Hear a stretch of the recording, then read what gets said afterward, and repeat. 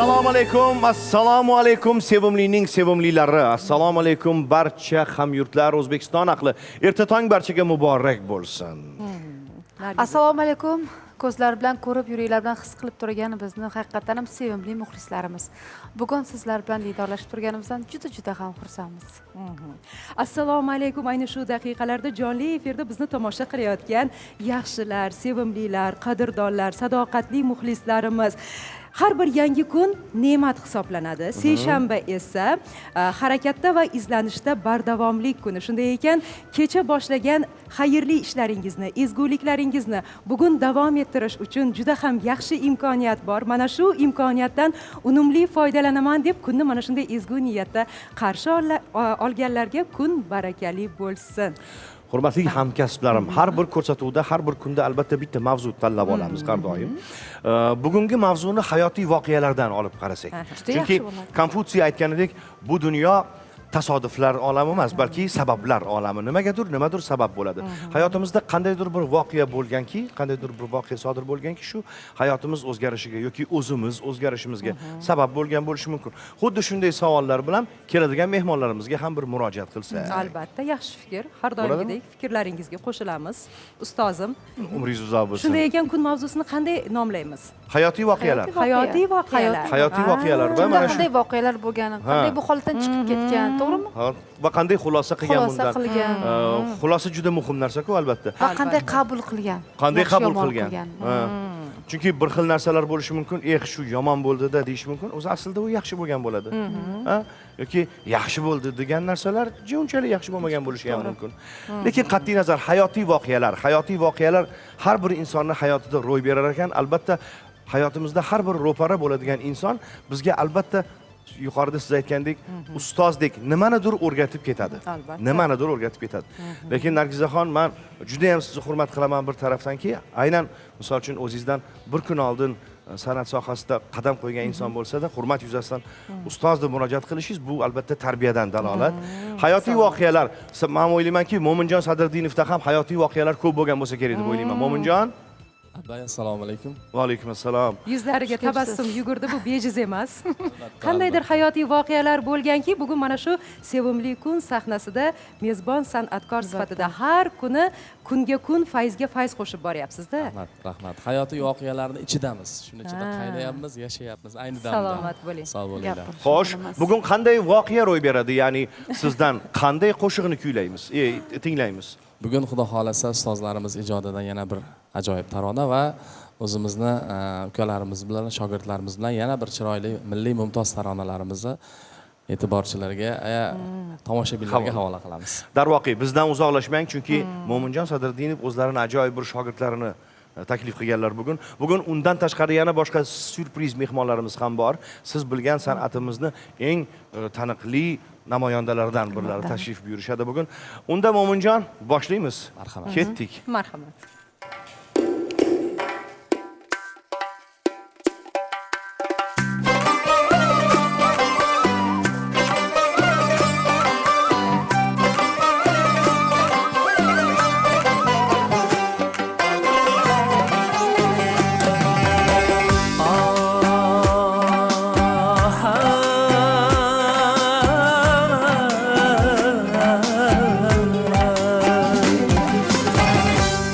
Ko'zi qaradi, sho'xliklar balodi.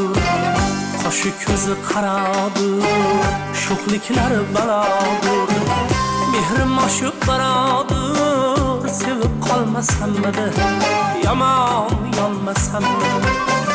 Mehrim oshib boradi, sevib qolmasammidi, yomon yonmasammidi.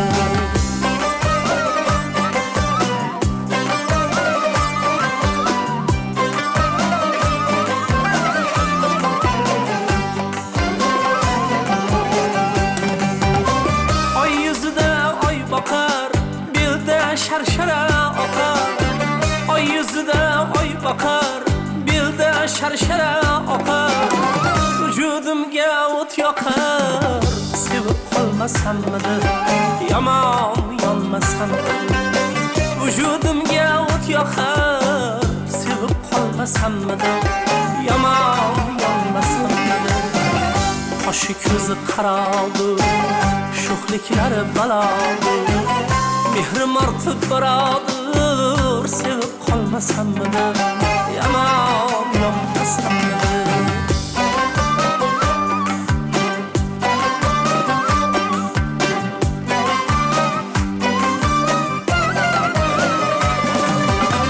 Qadamida gul o'sar, kiprigi yuzim to'sar. Qadamida gul o'sar, kiprigi yuzim to'sar.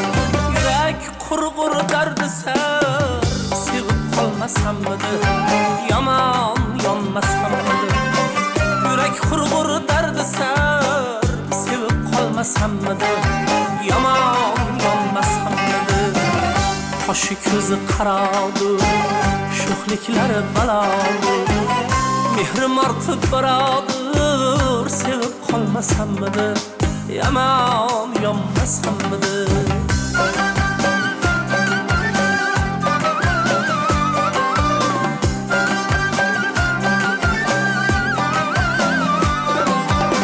Sohib jamol ekanda, gulning zahri tikanda. Sohib jamol ekanda, gulning zahri tikanda. Yoshim 40 ga yetganda, sevib qolmasammidi, yomon yonmasammidi. Yoshim 40 ga yetganda, sevib qolmasammidi, yomon yonmasammidi. Qoshi ko'zi qaraldi, sho'xliklari balodir. Qoshi ko'zi qaraldi, sho'xliklari balodir. Mehrim ortib boradir, sevib qolmasammidi, yomon yonmasammidi. Mehrim ortib boradir, sevib qolmasammidi, yomon yonmasammidi. Sevib qolmasammidi, yomon yonmasammidi.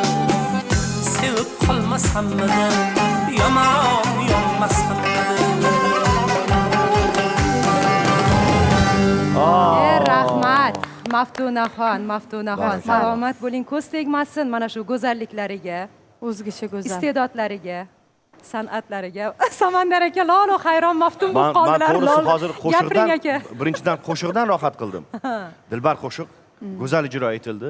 Sizga juda ham yarashibdi bu qo'shiq. Qolaversa qizimiz ham juda chiroyli raqs Juda chiroyli. ijro etdilar bu yerda. Men sekin kuzatyapman-da.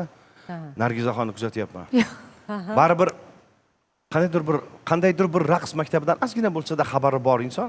Xatti harakatlarda so'zga qarab qilayotgan harakati to'g'ri kelayotganligini ko'rib turib, "O, deysizda, professionallik demak bor ekan bu insonda." Yo'q, o'zi raqsga tushish yaxshi ko'raman. Professional emasman-ku.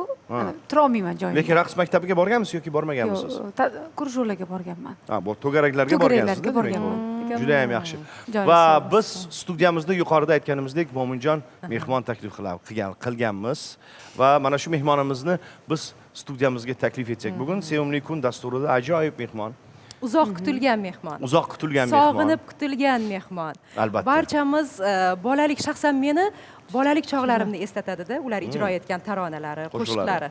To'g'risi, o'z davrini juda ham bir mashhur hit darajasiga ega bo'lgan qo'shiqlar muallifi va ijrochisi, O'zbekiston Respublikasida xizmat ko'rsatgan artist Nilufar xonim Saidova. Marhamat, taklif qilamiz aziz mehmonimizni.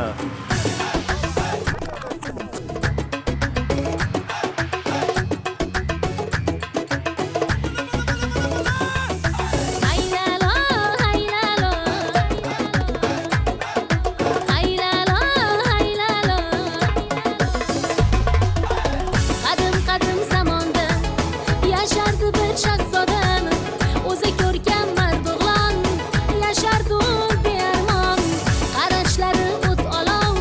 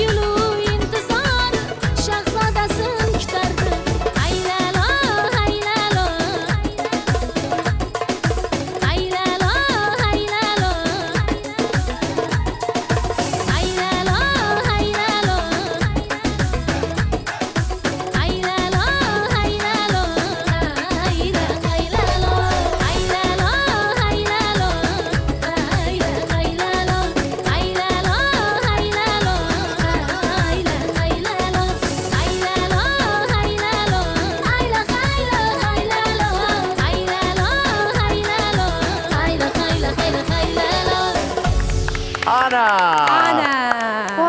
Zo'r, Men qo'shiq deganman. aytmabmidim. Yoshligimizga Katta rahmat. Qaytdik, haqiqatdan. Nilufar Mana shunday xoh shirin kelibsiz. xotiralar uchun rahmat. Hozir Nargizaxon boshida siz bolalik paytlarim yodimga tushadi dedingiz-ku, ha? Mani talabalik paytim yodimga tushadi. Sababi biz Nilufar xonim bilan birga o'qiganmiz. Bizdan bir kurs yuqori o'qishgan Nilufar xonlar. Akam Iskandar akam bilan birgalikda o'qishgan. Bularning kurslarida Nilufarlar ikkita edi. Bittasi Saidova, ikkinchisi Aliyeva Nilufar edi. Undan tashqari Gavhar, Guljoxon opam, voy qanaqa juda kursdoshlari ko'p. Nilufarxon, davramiz to'g'risiga keling. Biz sizni ko'pdan beri kutdik studiyamizda. Ancha kutdik. Qatga o'tiring. Mana tayyor choy quyib qo'yganman mana. Ko'ryapsizmi? Tayyor. Men qizlarga quymadim choy, lekin sizga quydim. Qizlar xohlashsa ularga ham quyib beraveramiz. Yo'q, rahmat. Bir piyola choy ustida bugun suhbat qilar ekanmiz. Bugun hayotiy voqealar to'g'risida suhbatlashsak. Albatta. Hayotiy voqealar deganda, masalan, siz o'zingizda ham hayotingiz o'zgarishida sabab bo'lgan insonlar bor. Kimdir qaysidir paytda bitta maqola aytgandir sizga, hayot o'zgargandir yoki kimdir farzand tarbiyasida qandaydir bir maslahat bergandir. Eng yodingizda qolgani hayotiy bir voqealardan. Voy, juda ham ko'p-da, to'g'risi. Nima qaysi anaqada gapirishni ham bilmayman. Shu darajada ko'pki. Keling bundoq qilamiz. Aynan san'atni tanlashingizga sabab nima bo'lgan? Shundan boshlaylik. San'atga 5 yoshimdan qiziqqanman.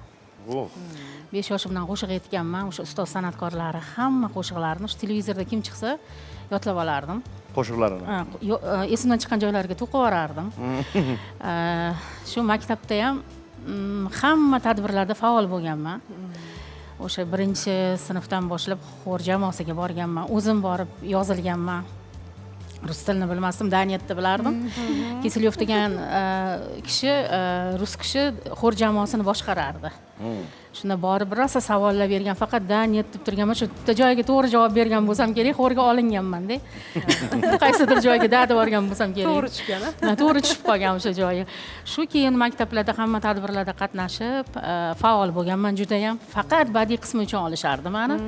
Doim tushib ketaverardi, badiiy ko'tarilib ketaverardi. Rol ham o'ynardim, qo'shiq ham aytardim, raqsga ham tushardim. Chiqib qo'limdan nima kelsa shuni qilib o'zimizni sinfni olib chiqishga harakat qilardim. Shu maktablarda qochib madaniyat saroylariga borardim. Oxirgi fallada meni hech kim ko'rmasdi. Keyin o'zim bilan birga yana 3 ta qizni yo'ldan urib, ularni ham olib borib madaniyat saroyiga qizlar guruhi tuzdim. 7-sinfda. 7-sinfda. Ha, 7-sinfda, 7, 8, 9-sinfda men juda ham G'azalkent shahrida bayramlarida qizlar guruhi bo'lib tanildik. Endi ota-onalari ularni ancha qarshilik qildi. Endi men ham bekinib borardim, to'g'risi maktab paytida borardim-da. Ko'pincha akam ko'rib qolardilar yo'lda. Qatga ketyapsan, shu aytib beraman sana adamga, oyimga deb, shu ana obedga yo'da tushib qolgan pullarni yig'ib akamga berardim, keyin aytmasinlar deb. Lekin baribir ham yetib qo'yardilar. Shunaqa boshlanganda. Zo'r. Kichkinaligimdan nima deydi, san'at uchun harakat qilib, o'zim uchun kurashganman. Yuqorida bermoqchi bo'lgan savolingiz bor edi-ku, Nargizaxon? Ha, albatta. Hozir o'sha bolalik kezlaringizni eslayapsiz-ku, eng shirin xotiralar, insonni bir shirin xotiralari hayajonga soladigan, har bir davrada, har bir suhbatda qayta-qayta tilga olgingiz, yodga olgingiz keladigan savollar ham aynan mana shu bolalik xotiralari bilan bog'liqda. Hozir siz aytib o'tyapsiz, o'sha Toshkent viloyati Bo'stonliq tumanida, G'azalkent shahrida dunyoga kelgansiz. Endi mana shu oiladagi muhit hammamiz uchun qiziq. Hozir mana qarshiliklar bo'lgan deyapsiz, lekin qarshiliklar ketidan baribir sizdagi o'sha san'atga bo'lgan ishtiyoq, muhabbat kuchlilik qilganda, g'olib bo'lgan, tantana qilgan mana shu san'atga bo'lgan mehr. O'zim ham kurashganman-da, ozgina qaysarroq, o'jarroq qiz bo'lganman. Birovni aytganini qilmaganman. Faqat o'zimnikini birinchi o'ringa qo'yganman. Eshitganman. O'zingiz turgansiz har doim. Ha, har doim kurashganman. Men masalan hech qachon meni orqamdan ota-onam maktabga bormaganda, har doim joyida o'zim hal qilganman. Urushsam ham, yig'lasam ham, yiqilsam ham o'rnimdan turib javob qaytarganman o'shanga. Qoyil hammasini eplagan ekansiz, demak. Darsni ham o'rniga qo'ygansiz, to'garini ham o'rniga qo'ygansiz. Endi darslar qanaqa bo'lgan? Masalan, hech esimdan chiqmaydi, fizika o'qituvchimiz Qodir aka chiqib ikkita qo'shiq aytib bersang, choragingacha 5 qo'yaman deganlar. Endi u payt sinflar birlashib, ikkita sinf, 3ta sinf o'tilardi. O'shanga keyin chiqib ikkitami 3ta qo'shiq aytib berganman. Mana ko'rdinglar-a, mana chorakgacha 5 bilan ta'minlandi deb shunaqa qilib nima desam bo'ladi, har doim o'zimni eplab yurganman. Lekin oilamdagi muhit juda ham yaxshi bo'lgan. Adam san'atga qiziqqanlar, bizga hech narsadan to'siq bo'lmagan. Hech qachon har doim qo'llab quvvatlaganlar. O'zimiz uyda bolalar guruhini tuzib, shu akam bittasi doira, bittasi tor chalib, singlim ikkalamiz raqqosa Oilaviy bo'lib, jamoa. raqqosa bo'lib, shu kelgan mehmonlarga biz konsert qo'yardik har doim. Shunaqa muhitda katta bo'lganman-da. Endi mana yillar o'tdi, orzuyingiz ushaldi, xalq uchun sevimli, tanilgan, mashhur san'atkorga aylandingizda, bu o'sha bolalikdagi orzularni tobora o'sha kuchga kirib, kattalashib borishi natijasida Albatta. mashhurlik shohsupasiga ko'tarildingiz. Olqishlarga, e'tiborga, mehr, muhabbatga sazovor bo'ldingiz. Mana shu davrlarni ota-onangiz ko'rdimi? Albatta. Shu O'zbekistonda xizmat ko'rsatgan artist unvonini olganimda, men o'sha davlatimiz rahbarining o'zlarini qo'llaridan olganman. Telefon qilib shu odam bilan gaplashganimda rosa yig'lab, rahmat qizim, sen meni orzularimni amalga oshirding. Chunki odamlar rahmatli ham juda ham ko'p qo'shiq aytganlar-da, yaxshi ko'rganlar. Otam bilan onam xor jamoasida tanishishgan yoshligida. Sizni demak oldin ota-onalar san'at sohasida bo'lishgan ekan. San'at sohasida bo'lmaganlar, juda ham qiziqqanlar. Qiziqish bo'lgan. Unaqa tanilgan nima bo'lmaganlar, lekin hamma bilgan. Shu Ergash otani qo'shiq aytishlarini bilgan hamma. Yaxshi. Unvon qaysi yil edi? 2000-yil. 2000-yil. Biz bitirgan yili. Yo'q, adashib 2001. 2000-yil nihol olganman. 2000-yil nihol olgansiz. Adashmasam niholni eng birinchilardan bo'lib Birinchisini olgansizlar. biz olganmiz. O'sha yili menga 3 ta omad birdaniga kelgan. Toshkent davlat san'at institutini bitirganman. Keyin qizim Farina dunyoga kelgan va ozginadan keyin nihol mukofotiga sazovor bo'lganman. Zo'r. O'shanga Zo'r. Qarang, hayotda qanday voqealar bo'ladi. Lekin mana aytadi-yu, hozir mana biz endi hozir affirmatsiya, meditatsiya, bir narsani tasavvur qilsang, o'sha narsani chaqirasan degan narsalar bor-ku, shu narsani endi men o'zimda bilyapman. Mana shu bolaligimdan meni hech kim boshqa kasbda ko'rmaganda. Men faqat bitta narsani ushlaganman. O'sha narsam kengayib boravergan. Men bilganman bir kun shunaqa bo'lishini, qanaqadir sezilgan menga shunaqa narsa. Shuning uchun kurashganman men. Gap yo'q. Ichki tuyg'ularga eshitish zo'r bo'lgan ekan, ichki signallari, ovozlari. Boshqa narsani ko'rmaganman-da, mana boshimga nima ish tushishidan qat'iy nazar, men biron marta biror narsani qilib ko'rish haqida o'ylamaganman. Nilufarxonni, Nilufar Saitovani men birinchi marta rostmana haqiqiy ovozlarga mahliyo bo'lganim talabalik paytlarida, Xudo rahmat qilsin, Mirzakam Azizov vokaldan dars berardilar. Komun opa dars berardilar, unda maqomdan Murodxonov Saidazim aka bordilar. Xullas, zo'r ustozlarda ta'lim olishganda, shunda bir sevgi ariyasini aytib berganda, men shu qo'shiqni eshitib, men Nilufarni rostmana muxlisiga aylanganman o'sha paytda. Chunki Nilufarxonning ovozlariga juda zo'r tushgan bu qo'shiq, sevgi ariyasi. Qalbdan sevgi toshdi, firoq, g'am aram degan qo'shiqni. Kelinglar shuni ozgina yodga olamizda, faqat undan avval nima deydi? Eng sevimli daqiqalar. Hammamizning eng sevimli daqiqamiz Abdullayeva. Reklama ariyasini. To'g'ri. Marhamat. Reklama.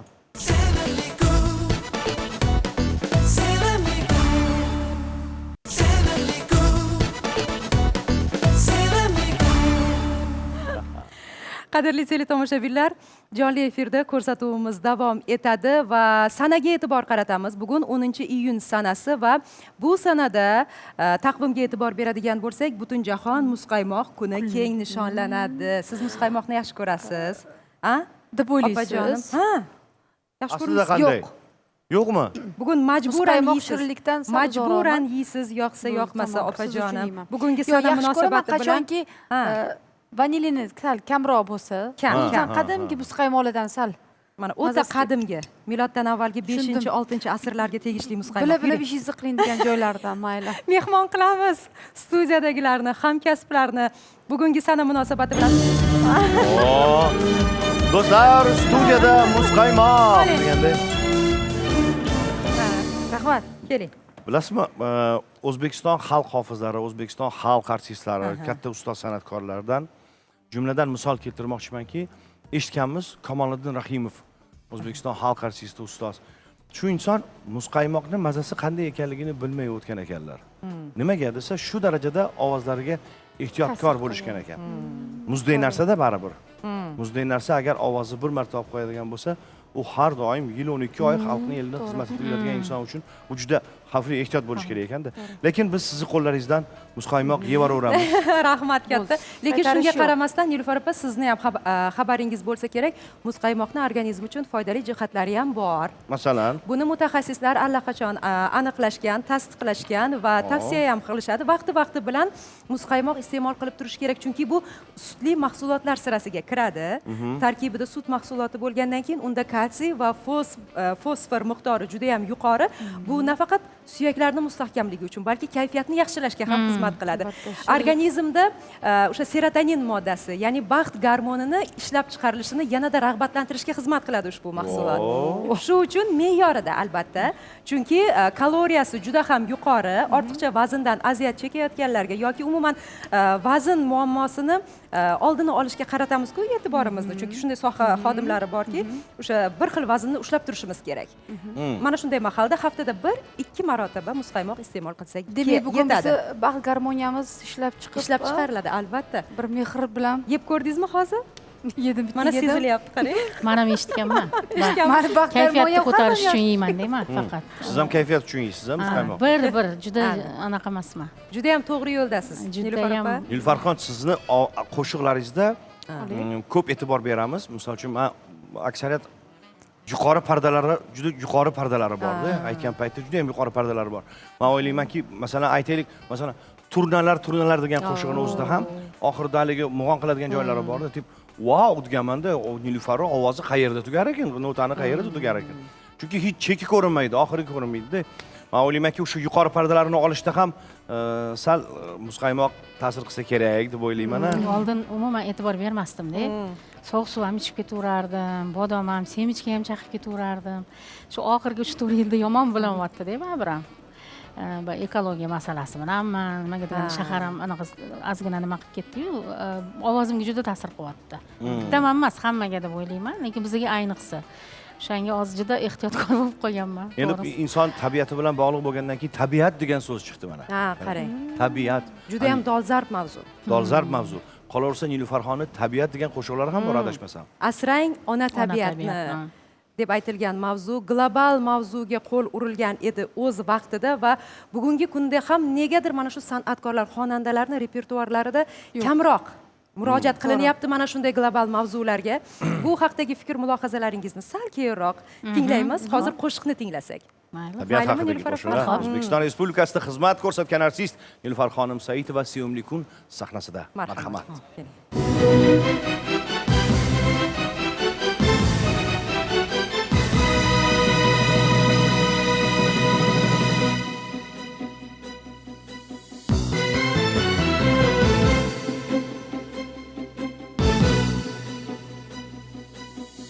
Bobolardan miros qolgan muqaddas yer yashil chaman, bolangizday asrang uni, ko'zga qilingiz to'tiyo. Obi zamzam suvin asrang, asrang har bir chechagini, o'shanda siz asragaysiz ona yurt kelajagini. Orol bizni tashlab ketdi, ko'zlarini yoshlab ketdi. Ne bog'u bo'stonlarni olislarga boshlab ketdi.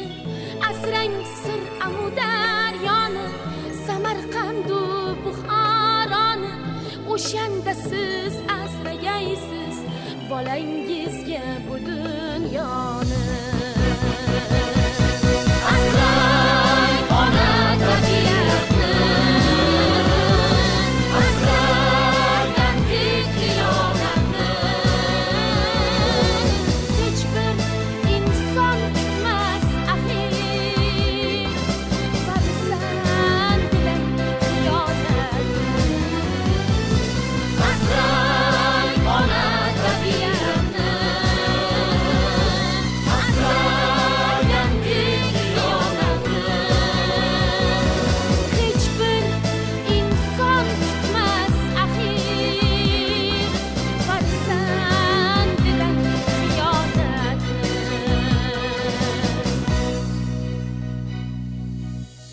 olis avlodlarga miros qolsin ona vatan, miros qolsin O'zbekiston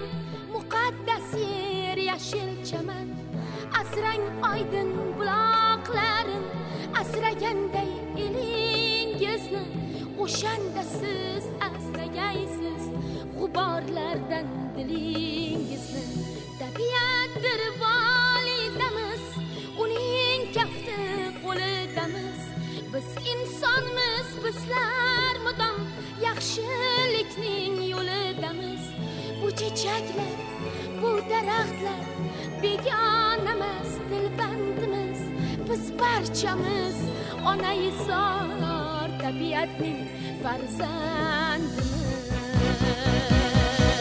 asrang ona tabiatni asragan diyonatni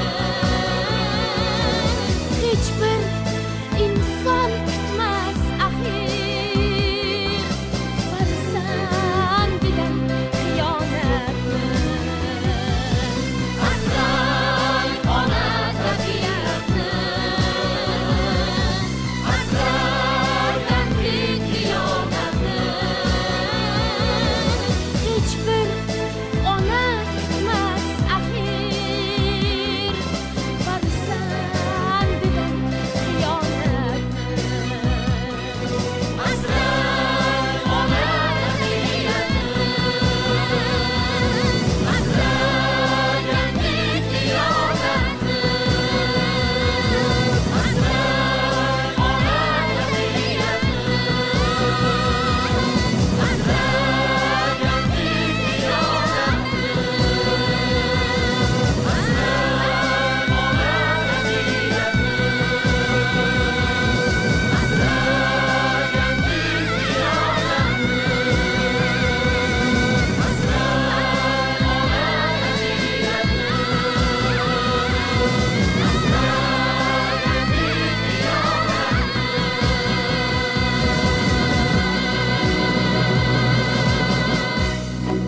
Wow. Yo'q, Go'zal. katta Wow. rahmat. Zo'r, zo'r. Go'zal qo'shiq. Juda ham zo'r. So'zlarni qarang. Ha, men hozir aytaylik dunyo miqyosida men o'zim yaxshi ko'rgan, o'zim sevgan, ijodini yaxshi ko'rgan, hurmat qilgan bir inson bor. Aytaman-ku har doim shu O'zbekistonda mendek shogirdi borligini bilmay o'tib ketdi shu Michael Jackson. Michael Jacksonning ham aynan mana shu tabiat to'g'risidagi aytgan kliplari bor, qo'shiqlari borda. Hozir bundoq qarasak, shu klipdan qolishmaydigan darajadagi bir go'zal asar chiqqan ekan haqiqatan.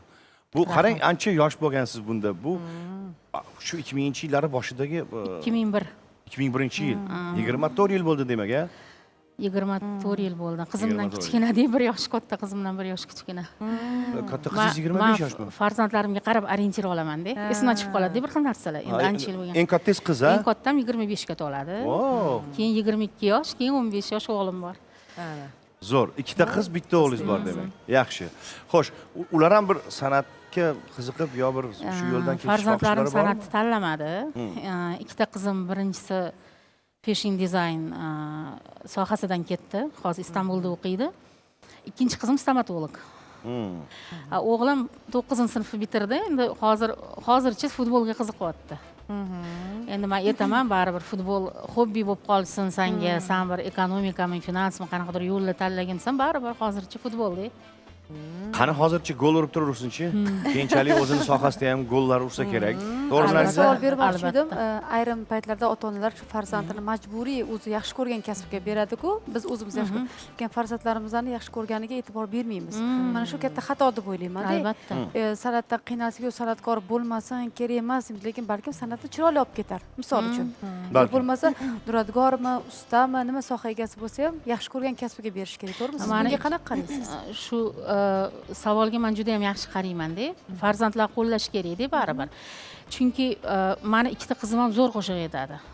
Faqat boshqa tillarda zo'r aytadi. Masalan, men ular aytgan ingliz tilida yoki nolalarni men masalan ayta olmayman. Ular shunaqa ikkinchi qizim ayniqsa. Soul, jazz yo'nalishida Juda ham yaxshi aytadi, lekin nimagadir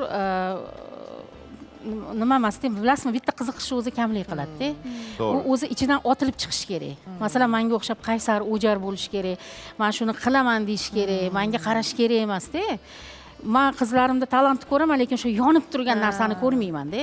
O'shancha Muhammad Yusuf menga sal o'xshab ketadi. Shu men futbolist bo'lmadimman, u bo'laman deydi. O'sha endi baribir ota-ona qo'llash kerak farzandni. Demak bo'ladi. Mayli bo'lsin Biz endi. ishonch bildirishimiz kerak, biz Albatta. imkoniyat berishimiz kerak ota-ona sifatida. Men o'zimni ota-onam qo'llaganim uchun va o'zimni yaxshi ko'rgan ishimni, kasbimni qilib kelayotganim uchun men bu narsani juda ham qo'llayman bolalarni. O'sha Nilufar opa, endi navbatdagi savolimiz aynan shundayki, bugungi kunda mana ijod qilayotgan yoshlarimiz ko'pda. Mashhurlikka erishganlar ham bor va shunday qo'shiqlar borki, juda ham keskin darajada hozir endi bugungi kunda o'sha ijtimoiy tarmoqdagi ko'rishlar soni bilan o'lchanadi-da, mashhurligi qaysidir ma'noda.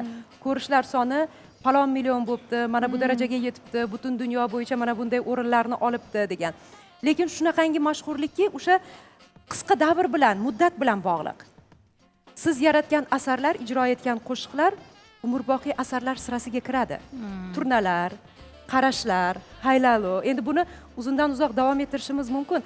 Mana shu umrboqiylikni siri nimada qo'shiqni? Ana. Men shu paytgacha hech narsani ketidan quvmaganman-da. Masalan, shu qo'shig'i chiqarsam hit bo'ladi, men shuni orqasidan shuncha pul topaman. Yoki ana zo'r qo'shiq aytibdi, shunga hamma o'ynayotgan ekan, men ham shunaqa qilaman. Mana shu mana o'sha xarakterim o'zimni ijodimda ham namoyon-da. Men masalan hech kim hamma qilgan ish qilishni yomon ko'raman. Постоянно o'zimni har doim o'zimni fikrimga ega odamman-da. San'atda ham xuddi shunaqa. Masalan, men o'zim qarashim bilan ko'ra olishim kerak shu narsani. Birovlarning qarashi bilan emas. Keyin tagida mehnat yotadi. Masalan, hozir marketing, shou birinchi o'ringa chiqib qoldi-da. Shousi birinchi o'ringa chiqib qoldi. O'shani ketidan qo'shish kerak emas. O'zi muxlislar topib oladi. Siz biza masalan internet bo'lmagan, Telegram bo'lmagan, Instagram bo'lmagan, hech narsa bo'lmagan. Bizani uyimizga qidirib to'yga yetib ketishgan. Bu qayoqlardandir. Bizlar qo'limizga bir parcha qog'oz berardi. Surxondaryo, palon qishloq, palon uy bo'ldi. Biz shuni topib borardik. O'sha paytlarda demoqchimanki, bo'lgan bu narsa hayot ham bo'lgan, nima rivojlanish ham bo'lgan, nimagadir hamma narsani biz bir narsaga bog'lab qo'ydik oxirgi paytlarda. Bu yengil yo'lida, hamma chunki yoshligiga hamma narsa oson erishilyapti-da. Texnika rivojlangan. Mana masalan biz bitta qo'shig'iman yodlab yozib olishim uchun o'sha konsertni kutib o'tirishim kerak edi. Bu konsert ham qachon men uni ko'rib qolaman, shunda ko'raman. Bo'lmasam hozirgiga o'xshab anonsi yo reklamalari bo'lmagan, unaqa sharoit har bitta uyda masalan uyali aloqalar bo'lmagan. Masalan shaharda bitta ikkita odamda uyida telefon bo'lgan masalan. O'shanga endi demoqchimanki, hamma narsa rivojlanish bilan ham bog'liq. Birinchi o'rinda insonda mehnat yotadi. Mehnat qilganmiz-da biz baribir. Hech narsadan uyalmaganmiz. Masalan, Samandarni o'zi ham ko'rgan, men har doim institutda ikkita sumka ko'tarib yurardim.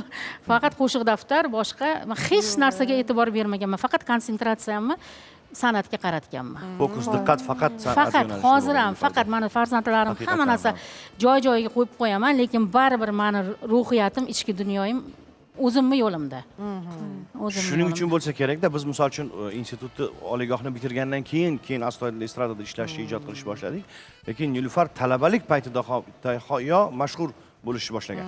Va bu bizning institut talabalari uchun, biz oliygoh talabalari uchun faxr edi. Hammamiz xursand bo'lardik-da, "Ana Nilufar bizning institutda o'qiydi, bizning institutdan chiqqan" deb faxrlanardik haqiqatan ham.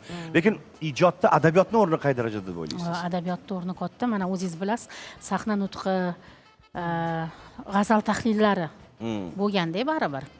Masalan, mana shu oddiy turnalarni ham men o'zim tahlil qilganman. Turnalarda ega qaysi, kesim qaysi, nima to'ldirib kelyapti, qaysi joyiga men urg'u berishim kerak, texnika, nola. Buni hammasi har xil narsa. Texnika boshqa narsa, nola boshqa narsa. U yuragingizga chiqayotgan dard boshqa narsa, ovozdagi xriplar boshqa narsa. Buni ajratish kerak-da hammasini. O'shalarni ustida bitta ishlaganman, lekin hozir ham mehnatdan qochmayman. Endi baribir biz ayolmiz-ku, ozgina ro'zg'or ishlari bor, farzand tarbiyasi bor. Ozgina chekinib qolgan bo'lishim mumkin, lekin batamom kechib keta olmayman-da. Lekin yonishda davom etyapsiz, eng muhimi. Nilufar opa, balkim. Biz sizni shu uchun ham, mana shu matonatingiz uchun ham yaxshi ko'ramiz, g'ayratingiz uchun ham yaxshi ko'ramiz-da. So'zlari kimga tegishli turnalarni? turnalar Lobar she'ri. Endi ayolni biza ko'rmaganmiz, faqat shu bizga e'tibor mana hamma narsa daftarlarda, qog'ozlarda yetib kelardi-da. Biza ko'rmagan shoirlarimiz bilan faqat shu she'r orqali bog'lanardik. Qaysi ma'noda? Hozirgidek nima emas. Qo'shig'ini yetardik. Rahmat imkoniyati bor bizga topib rahmat etib ketishardi, bo'lmasam bilmay ham qo'yaverardik. Keling, Sizni aynan mana shu Samimiy ijod bo'lganda, samimiy Sizni ijod ismingizni bo'lgan. bilmaganlar Nilufar Saidova emas, turnalarimi deyishadi-da. Haliyam Shu darajada yod bo'lib Haliyam. ketgan tashrif qog'oziga aylangan aynan mana shu qo'shiq. Keling, bugun birgalashib aynan sevimli kun dasturida tinglaylik shu Uni boshqatdan turnalarni. remix variantida aytganman, boshqatdan sayqal berilgan. Marhamat, baho Yangi bering. sayqalda Marhamat, turnalar keling, qo'shiq. Nilufar opa, Marhamat. tinglaymiz.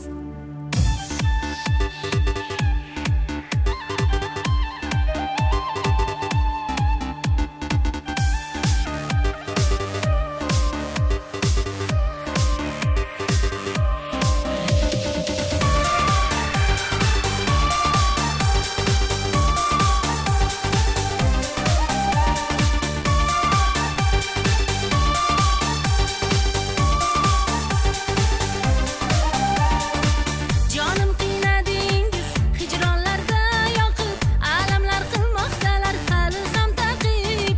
Jonim qiynadingiz hijronlarda yoqib, alamlar qilmoqdalar hali ham taqib.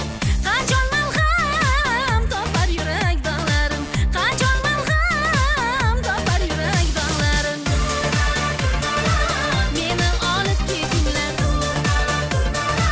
meni olib ketinglar. Meni olib ketinglar, meni olib ketinglar. Qachon malham topar yurak dog'larim, qachon malham topar yurak dog'larim. Meni olib ketinglar, meni olib ketinglar. Meni olib ketinglar, meni olib ketinglar.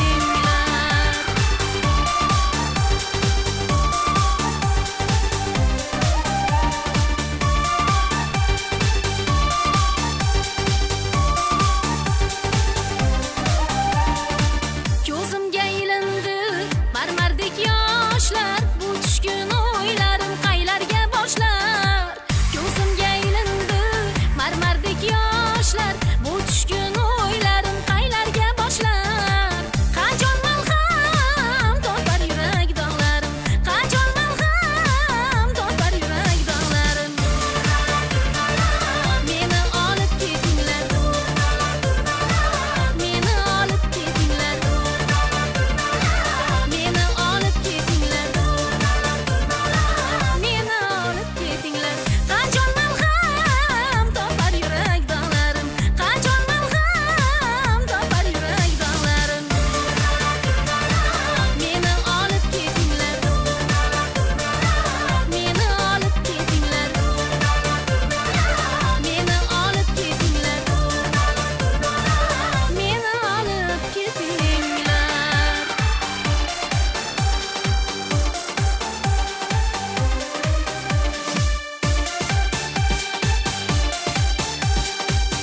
olib ketinglar,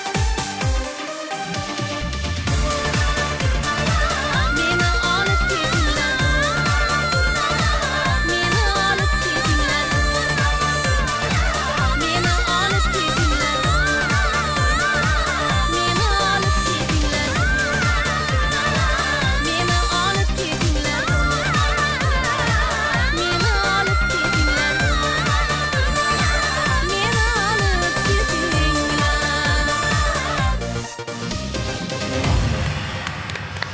Rahmat. Turnalar qanchalik yuqorida uchsa, shunchalik yuqoridan aytilganda qo'shiq, ko'rdingizmi? Ko'ryapsizmi? Avjini oxiri yo'q deysizlar. Oxiri yo'q. Lekin uni sal pastroqdan boshqacharoq aytsa bo'ladi. Bilasizmi qanday qilib? Xo'sh. Reklama desa ham bo'ladi o'rtoqlar. Sevimlida reklama, bizdan uzoqlashmang.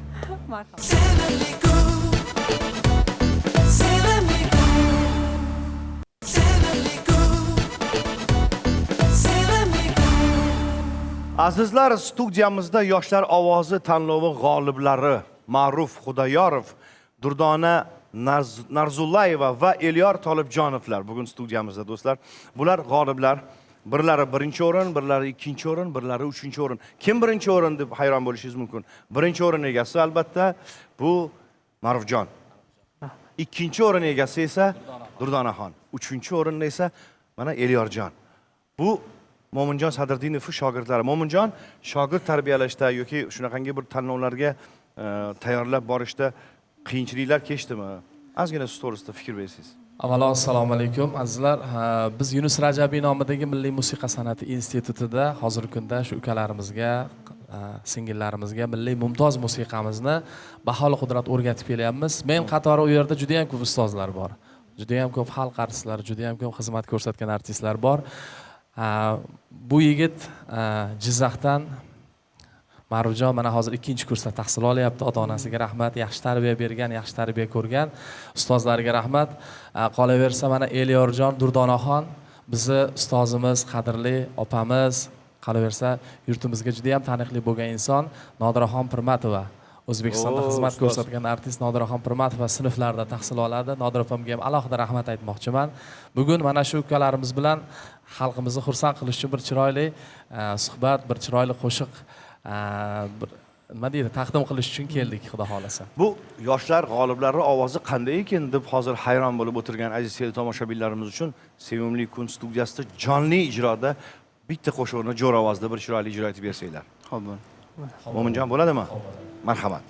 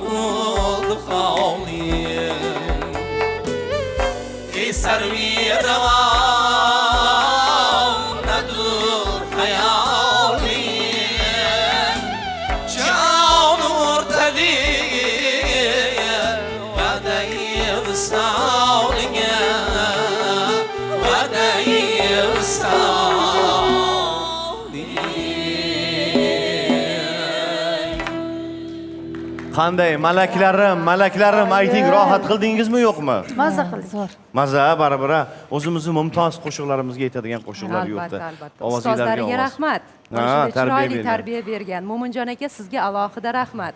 Yosh bo'lishingizga qaramasdan qarang, allaqachon ustozlik maqomiga erishdingizda. Ustoz uchun eng katta baxt shogirdlar mana shunday zafarlarni, yutuqlarni, katta-katta marralarni, shohsupalarni zabt etsa, sizdan baxtli inson bormi bugun? Albatta. Sog' bo'ling.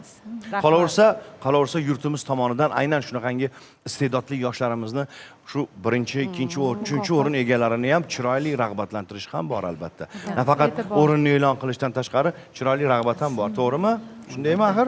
Talabalik paytdan boshlab hozirdan shunaqangi konkurslarda ishtirok etib g'olib bo'layotgan bo'lsangiz, o'ylaymanki, sizlarning kelajaginglar zo'r, kelajaginglar buyuk. Xo'sh, Mo'minjon, ukalarimizni aynan an'anaviy ijroga bo'lgan muhabbati, hozir yoshlarimiz ko'pchiligi ham an'anaviy ijroga yopishavermaydi hamma. Shunday. Oson ham bo'lmayotgandir baribir ularga tarbiya. O'zlarida muhabbat bormi aynan shu ijroga? Hozirgi kunda mana Samandar aka o'sha haligi ommaviy madaniyat kirib kelib, juda ko'pchilik bunga bong uryapti. Mana shu paytda shu yigitlarni Esar Viravonni aytib, Nodira G'azali, Lutfiy, Abdurahmon Jomiy bedildan kuylab, qo'liga tambur ushlab turishini o'zi ham bir qahramonlik o'zi. Albatta. Shuning uchun ukalarimizga avvalo boya aytib o'tdim, ota-onalariga rahmat. Bularga tarbiya bergan, bularga odob bergan, bularga yo'l yo'riq ko'rsatgan ustozlariga avvalo kattakon rahmat aytmoqchiman. So'z bilan soz suhbatga kirganda suhbat juda go'zal bo'ladi, juda shirin bo'ladi. Ukamizni qo'llarida soz ko'ryapman. Tambur sozi bu har kim ham chala olishi qiyin bo'lgan instrument, ya'ni cholg'u asbobi hisoblanadi. Elyorjon, tambur ham chalasizmi? Rostdan ham yo shunchaki ko'ringizga hozir maqtanish uchun? Yo'q, albatta tamburim bor degan ma'noda chiqdi. Albatta chalaman. 5-sinfda musiqa maktabiga borishni boshlaganman. Shu yerda ustozim Husaynov Sunnatullo ustozim menga tambur sabog'ini bergan, ya'ni fundament qurishimga ustoz ko'makchi bo'lganlar va 10 yildan beri chalib kelaman tambur. 10 yildan beri tambur. 10 yildan beri hozirgi institutga kirgunimgacha 3-kursimga chalib kelaman. Saidnozim, shuni ushlab turing ukajonim. Shu yigitni bir 10 yillik iste'dodini bir ko'raylik qani. Qani bo'lmasa bir sozni ham eshitaylik uka. Maylimi? Men o'zim sizga. Bo'ladimi shunchalik? Bo'ladi. Qani bir tambur sozida bir narsa eshitaylik chiqani.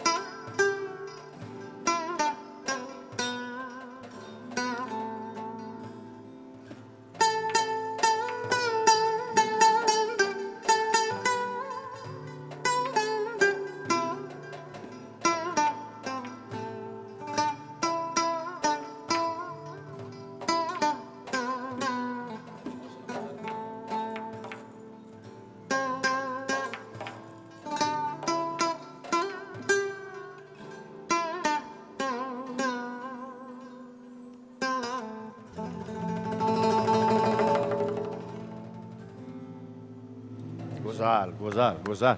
Ha? Mazzaku. Tegmasin. Afsonalarga qaraganda Zahiriddin Muhammad Bobur O'zbekistonning qovunlarini sog'ingan paytda O'zbekistonning sozlarini ham, kuylarini ham sog'ingan ekanda. Shunchaki bir afsona eshitganmiz, bu qay darajada haqiqat yoki yo'q bilmayman. Tambur sozini ovozini sog'inar ekanlar. Tambur yasab beringlar. Men tamburning ovozini sog'indim. Hazrat, tambur qanday bo'ladi? U qanday asbob? Tambur simdan iborat bo'ladi. Uni ipni o'rniga unda 4 dona simi bo'ladi. Shu 4 ta simda do bilan re ni orasida ham do re mi fa sol la si do ni topsa bo'ladi. Shunaqangi nim pardalarni topsa bo'ladi va u simni ovozi unga yetadigan yoqilmi ovoz yo'q deganlarida ular tasavvurida ko'rmagan instrumentini tasavvurida yasashganda aynan mana shu sitor sozi dunyoga kelgan ekan. Shunaqangi bir afsona eshitganmiz. Qay darajada buni tarixchilarimiz yaxshi bilishadi, lekin juda ham qadimgi cholg'u demoqchiman-da, tambura. Gap yo'q. Elyorjon, ovozingizga ovoz, sanatingizga san'at qo'shilsin. Durdonaxon, sizga ham sanatingizga san'at qo'shilsin. Men bugun biz benihoya xursandmiz shunaqangi bir iste'dodli yoshlarimiz chiqib kelayotganligidan. Mo'minjon, sizga ham rahmat deymiz shunaqangi shogird yetishtirayotganlaringizdan. O'zbekistonni faxri, o'z yurtingizni, kimdir Jizzaxni faxri, kimdir o'zini yurtini faxri bo'lishiga tilakdoshmiz. Omadinglar beraversin. Bundanda ko'proq yana yuqori shohsupalarni egallashinglarga. Shu fursatdan foydalanib, xo'sh. ota-onalarimizga, ustozlarimizga rahmat aytib qolaman. Bizani shu darajaga keltirgan har bir ustozlarimizga va ota-onalarimizga va prezidentimizga alohida kattakon rahmat aytib qolaman. Mana shunday imkoniyatlarni yaratib berib bizga mana shunday Bozoto Fest nomli yoshlar ovozi nomli konkurslarni, rag'batlarni yaratib berganiga kattakon rahmat aytib qolaman. Otangizga rahmat. Barakalloh. Shu fursatdan foydalaninglar, Ma'rufjon. Ota-onalaringiz ko'rishyapti sizlarni. Avvalambor Tez-tez salom assalomu alaykum. yo'llaymiz. Sevimli telekanaliga kattakon rahmat deb qolaman. Avvalambor taklif uchun. Qolaversa mana ustozimga, qolgan ustozlarga ham, jamiki ko'rib turgan yurtdoshlarimizga kattakon rahmat. Muhtaram prezidentimiz Shavkat Miromonovich Mirziyoyevga ham o'z rahmatini aytib qolaman. Bunaqa maqomga e'tibor berayotgani uchun kattakon rahmat. Albatta, maqom bizning moddiy, ma'naviy merosimiz. Kattakon rahmat barchaga. Men ham shu fursatdan foydalanib, o'zimni avvalambor ota-onamga va barcha yaqinlarimga va ustozimiz biz yosh avlodni o'sib ulg'aytirib, bizga ta'lim tarbiya berib kelayotgan, O'zbekistonda xizmat ko'rsatgan artist, dotsent Nodira Pirmatovaga o'z tashakkurlarimizni bildiramiz va ansambl ustozimiz Mo'minjon Sadirdinovga ham juda ham katta minnatdorchiligimizni bildiramiz. Gap yo'q. Rahmat. Oq yo'l sizlarga, yoshlar, umringlar uzoq bo'lsin. Gap yo'q. Yigitlar, kuzatamiz chiroyli musiqa bilan do'stlarimizni. Va Bravo, bravo, bravo, bravo.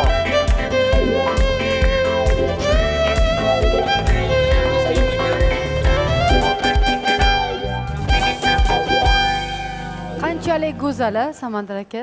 Juda ham chiroyli suhbat. Garchi men qo'shiq borasida 100% bilmasam ham, to'g'risi, lekin yoqimli. Yoshlarni bunaqa rahbarlantirish, ularni televideniya orqasiga olib chiqish bu katta baxt. Bir savol bermoqchi edim. San'atkor qachon o'zini hurmatini ushlaydi oxirigacha? Masalan, bizda bo'ladi zvezdali, ya'ni yulduzlik kasaliga bitta qo'shiq chiqqanda yo bitta klipga chiqqanda yo bitta aktyorskiysini ko'rsatganda bir zvezdali bo'lib qoladi inson, yulduzlik kasali. Sizda bo'lmaganmi bu narsa? Mashhurlikni mas'uliyati qay darajada? Mas'uliyati qay darajada? Mashhurlikni mas'uliyati juda katta. Birinchi o'rinda tarbiyaga borib taqaladi-da baribir. O'sha aytadi-yu, qush uyasida ko'rganini qiladi deb. Shu Adam rahmatli bizga shunaqa tarbiya berganlar. Hamma narsamiz yetarli bo'lsa ham bizani mehnatda katta qilganlar. Va mehnat qilganmiz-da, mehnatni tagidan orqasidan nimadir bo'lishini bilganmiz. Menimcha mehnat, keyin shu tarbiyaga ham insonni o'ziga ham bog'liq ko'p narsa. Albatta. Uni hamma yulduzlardan so'rab ko'rish kerak. Umumiy fikr olish kerak. Bu narsani hamma uchun javob bera olmayman, lekin men o'zim uchun aytaman, menda bu qonimda bor-da. Meni hech narsa o'zgartirmadi shu paytgacha. Bundan keyin ham endi o'zgartirmasa kerak. Zo'r. Iste'dodli bo'lishni o'zi kamlik qiladi. Rostdan ham mehnat. Otalari rahmatli, qarang, mehnatga o'rgatgan ekanlar. Mehnatning orqasidan hozir kam bo'lganlar yo'q. Hozir Markaziy Osiyoda hamma taniydi. Millionlab muxlislari bor hozir. Qayerga borsalar davrani to'g'riga o'tkazishadi, hurmat qilishadi, yaxshi ko'rishadi, sevishadi. Shunaqangi sevimli san'atkor bo'lish qay darajada baxt? Bu haqiqatan juda ham yaxshi. Va biz ko'rsatuvimiz davomida suhbatimizni olib borar ekanmiz. Hayotiy voqealar, hayotdagi uchragan ustozlar. Yuqorida ko'rsatuvimiz boshida men bir narsani aytib o'tdim. Iqtibos, ya'ni baribir o'sha o'tgan ulug'larimizdan, juda ko'pchiliklardan yoki faylasuflardan misol keltiramizda. Konfutsiyning aytgan gaplari bor. Hayotingdagi ro'para bo'lgan har bir inson albatta ustozdir. Nimanidir o'rgatib ketadi baribir. Xafa bo'lma, kimdir seni agar ranjitsa, u ham nimanidir o'rgatadi senga. Degan bir bekorga kelmaydi-da o'sha insonlar hayotda.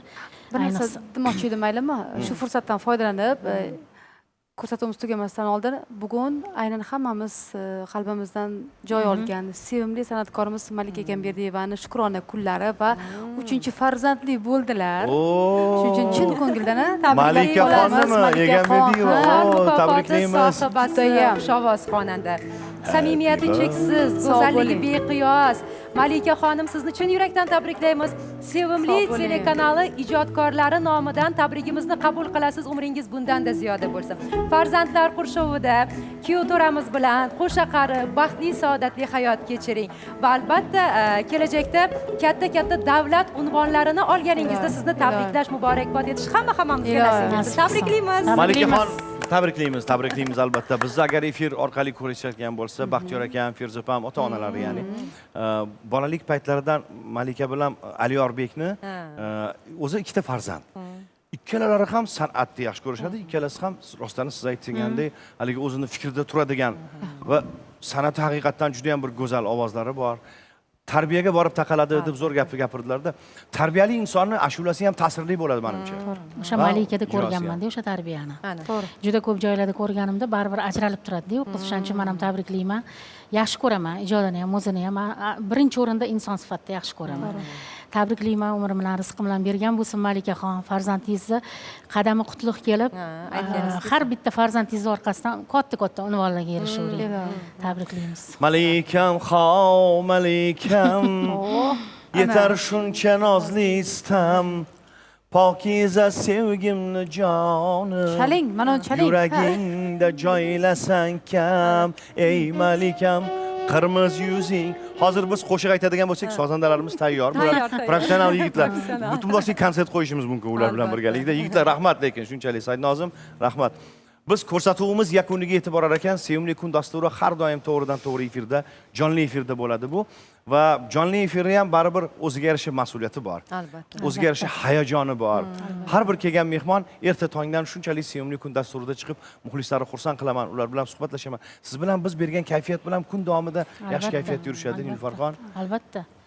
Bu kayfiyat juda ham muhim. Men o'zimga ham muhim. Masalan, ertalab qanaqa boshlasangiz, kuningiz oxirigacha shunaqa bo'ladi. Ayniqsa ayol kishida. Biz bilamiz, bir xafa bo'lsak, oxirigacha xafa bo'lib, hamma yog'i dabdala qilamiz. Shuning uchun bizlarni qo'ynimiz ortmaydi. Bizlarni avaylanglar, asranglar, sevinglar, sevilib yashaylik. Sizlarni dabdala qilamiz. Kayfiyatlarimiz uzoq bo'lsin. Sizlar doim tabassum qilib, qaranglar qanaqa go'zalsizlar. Doim shunaqangi go'zal bo'lib ochilib yuringlar. Ko'rsatuvimiz nihoyasiga yetib borar ekan. Nilufar xonim Saitovadan yana final qo'shiq ko'rsatuvimiz oxirida go'zal bir tarona bilan yakunlanadi. Qarashlari chiroyli bo'lgan insonlar uchun, ha? Qarashlar. Ming xil qarashlar.